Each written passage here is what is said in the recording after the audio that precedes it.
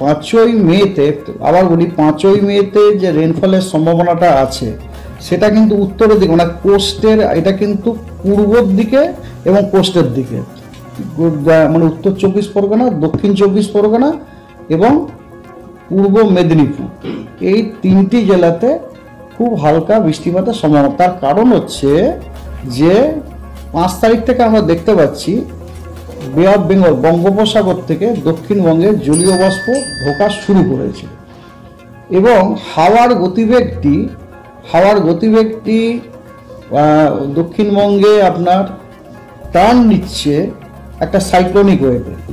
Cyclonic ওয়েতে turn নিলে সাধারণত ওটা একটা লিফটিংয়ের কাজ করে, জলীয় বাষ্পকে হাওয়াকে উপরে তুলতে সাহায্য করে এবং তাতে ক্লাউড ডেভেলপমেন্ট এবং সাবসিকুয়েন্টলি বৃষ্টিপাতের একটা সম্ভাবনা থাকে। সেই জন্যই 5 তারিখেরটা আমি বলেছি, সেটা আজও তাই বলছি আমি। 5 তারিখ থেকে কিন্তু বৃষ্টিপাতের সম্ভাবনা আছে।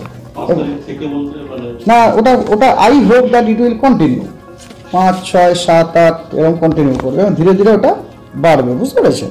প্রথম এই 5 তারিখে যেটা বললেন আপনি, উপকূল এবং পূর্ব দিকের জেলা, পূর্ব দিকে 3টি জেলা আমি নাম করেই বললাম আপনাকে, উত্তর এবং দক্ষিণ 24 পরগনা এবং পূর্ব মেদিনীপুর। 6-7 কি 6-7 একটু স্প্রেড হবে ধীরে ধীরে দক্ষিণবঙ্গ জুড়ে, দক্ষিণবঙ্গ ধীরে ধীরে ধীরে ধীরে ধীরে ধীরে।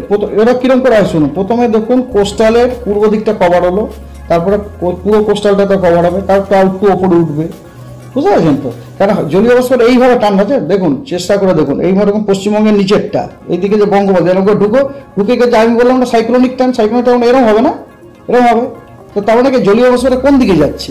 পূর্ব দিকে যাচ্ছে না, পূর্ব দিক। তাহলে প্রথমে পূর্ব দিক, এই করতে যেন কভার হবে, প্রথমে পূর্বটা কভার হবে, হতে হতে 6, 7, 8, তারপরে কিন্তু আবার শুষ্কতার সম্ভাবনা আছে। কিন্তু স্বস্তি কতটা ফিরবে? কিছুটা তো স্বস্তি ফিরবে, কারণ এমনিতেই আজকে দেখুন আমাদের যে বুলেটিন দেওয়া হয়েছে তাতে বলা হচ্ছে যে দিনের তাপমাত্রার কিন্তু বড় রকম পরিবর্তন হবে না, এবং এমনকি কলকাতা মানে সব জায়গাতেই কিন্তু মানে টেম্পারেচার একটা ফলের ইঙ্গিত কিন্তু আছে। ধীরে ধীরে স্বস্তিতে একটু ফিরবেই, সেটা সাময়িক, সেটা সময় তারপরে হতেই পারে। কারণ কথা হচ্ছে এই যে আমরা স্বস্তিটা পাচ্ছিলাম না কেন? যেহেতু আমাদের থান্ডারস্টর্মগুলো হচ্ছে না, যেটার কারণ হিসাবে আমি আপনাদের বারবার করে বলছিলাম যে ওয়েস্টার্লি, মানে মিড ল্যাটিটিউডের ওয়েস্টার্লির একটা প্রভাব ছিল। তো মিড ল্যাটিটিউডের ওয়েস্টার্লি প্রভাবটা তখন থাকছে না, ওটা চলে যাচ্ছে, পাস করে যাচ্ছে।